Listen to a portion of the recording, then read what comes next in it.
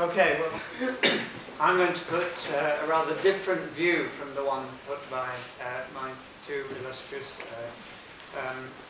colleagues, inevitably rather less philosophically sophisticated, but certainly different, and addressing at least, I think, two of the 3 points that John just brought out.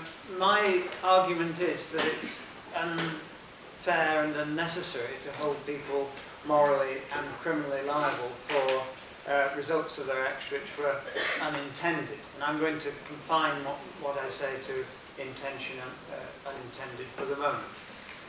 The argument is that there's no relevant moral difference in terms of culpability between D, who shoots intending to kill and kills X, and E, who shoots intending to kill and misses Y.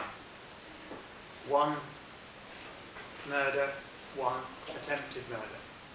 Now, I regard this sort of argument as particularly strong in the criminal law, because what's characteristic of the criminal law is that it's a censuring institution, and I think it's accepted that the paradigm case of criminal liability is intentionally causing a certain harm.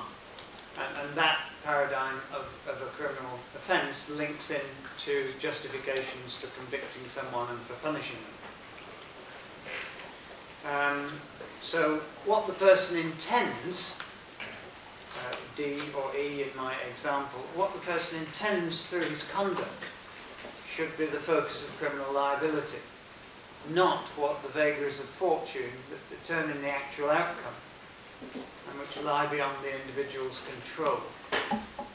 So it's an attempt to argue that what lies within someone's control, which is the intentional conduct, is the key issue on which we should focus, and not the actual result. And if one wishes to go further down and ask why, then of course Hart in his Punishment and Responsibility put forward the idea that we should view the criminal law as a costing system. That smacks rather too much of economic theory for me, and I would resort to some version of what John has just condemned, i.e. rule of law reasoning, but I will return to that. How do we distinguish then between that for which a person can rightly be blamed and that which lies outside the person's control? One approach, which I was previously attached to, tries to argue that the way of making this distinction is to distinguish what we do in terms of trying from the results of our action. So we need some sort of conceptual distinction between trying and causing a result. I think I've been persuaded now that this distinction is so elusive as not to be worth pursuing. It's certainly been criticised as a kind of dualist assumption. If you try to locate what is a trying, you're looking for some sort of exertion that a person does which is separate from the conduct which causes the result, and it may well lead to some kind of infinite regress. So I'm not going to pursue that particular line here, that those who know things about the philosophy of action will be able to tell whether there is indeed anything fruitful down that road, but I'm not going on that. What I would rather suggest is that everything that we do is also an attempt to do that thing. Now, this is a rather different approach. So anyone who acts with intent to cause X also attempts to cause X, and always does so. Although in ordinary speech, of course, we wouldn't mention that, because most of the things we attempt every day of the week, we do successfully. And so it'd be rather strange to say, I attempted to do this, I attempted to get a book off the shelf and got it, I attempted to buy my lunch and bought it. It becomes ridiculous, but it's there because everything we do, we attempt to do. And the truth of that is found when occasionally something we do doesn't work out.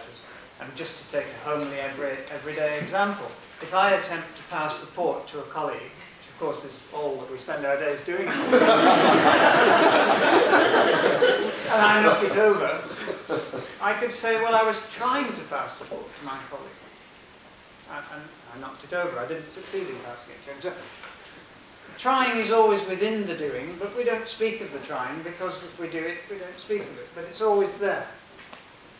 So the argument is, getting back to my starting point, that D, who shoots at X intending to kill X, is also trying to kill X, even though he does kill it. Whereas E, who shoots at Y and misses, is also trying to kill Y. So they are, in fact, in culpability terms, doing the same thing. And on that level, I would argue there's no relevant moral difference between them. What happens thereafter, of course, in the real world, is that one, D kills, E does not kill. And that's the difference. But it lies outside their control and therefore isn't a proper object of praise or blame. Now, of course, D succeeds in killing X, we've said that, and he's causally responsible for that. I'm not denying that he's causally responsible for the death. He's also culpable for it and may properly be convicted of it, assuming he doesn't have any justification or excuse or whatever.